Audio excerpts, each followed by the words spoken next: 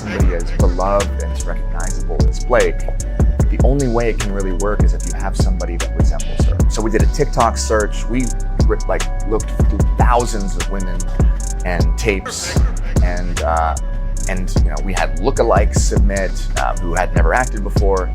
And then I found Isabella. Our wonderful casting director sent me her tape, and I watched it.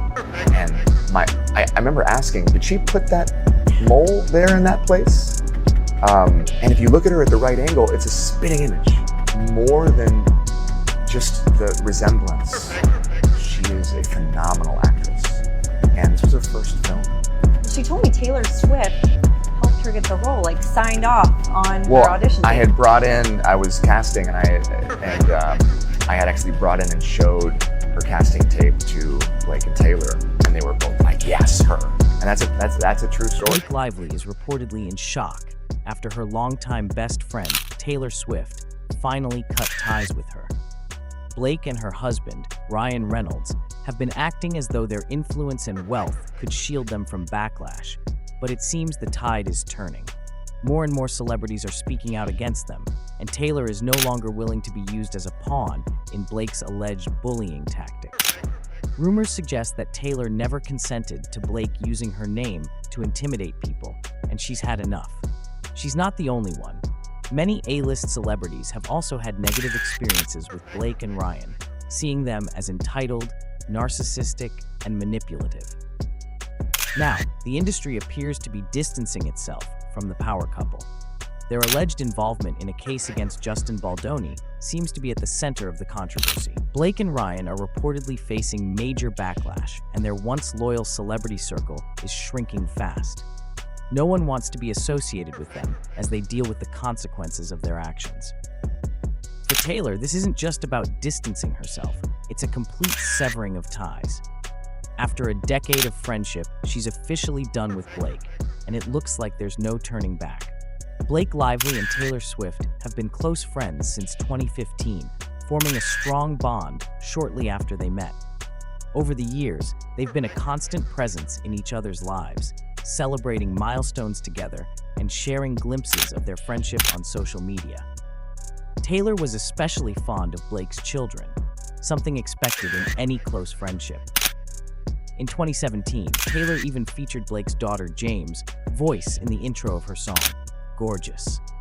Then, in 2020, she name-dropped all three of Blake's daughters, James, Inez, and Betty, in her song Betty, further solidifying their bond. Their collaboration extended beyond music, with Blake directing Taylor's I Bet You Think About Me music video, which earned a nomination for Music Video of the Year at the 56th Annual CMA Awards in 2022. Their connection was so deep that Taylor was later revealed to be the godmother of Blake and Ryan's children. When Deadpool and Wolverine hit theaters, Taylor confirmed her role in an Instagram post promoting the film, playfully referring to Ryan as my godkid's sperm donor. Ryan later affirmed this in an interview with Deadline, acknowledging Taylor's influence and impact. For a decade, their friendship stood strong, a rarity in Hollywood, where relationships often serve as career stepping stones. However, everything took a turn when Taylor found herself unwillingly dragged into Blake Lively's legal drama with Justin Baldoni. By now, you probably know the basics of what went down. Justin Baldoni cast Blake Lively as the lead in his film It Ends With Us, but things quickly spiraled out of control. Blake reportedly overstepped her role, trying to take over by rewriting the script, interfering with casting decisions, and making changes to everything from the soundtrack to the costumes. When Justin pushed back, Blake allegedly reminded him that she had powerful allies in her husband, Ryan Reynolds, and her best friend, Taylor Swift. Somehow, her tactics worked. Justin and his team were sidelined during the press run, and even at the movie's premiere, while Blake and Ryan dominated the spotlight. So, where does Taylor Swift fit into all this? Well, buckle up, because we're about to break it down. Blake essentially turned her role in the film into a group project, bringing in both Taylor and Ryan to influence key creative decisions, including script changes. One of the most significant moments was the casting of young Lily Bloom. Blake and Taylor reportedly pushed for Isabella Farah to take on the role, emphasizing the importance of finding an actress who closely resembled Blake, while also being talented enough to play the part. Isabella herself wasn't even aware of the behind-the-scenes maneuvering at the time. She only later found out that Taylor had played a role in her casting. While landing a role like that is undoubtedly a huge opportunity for Isabella, it soon became clear that Blake and Taylor's involvement wasn't just about securing the best actress for the part.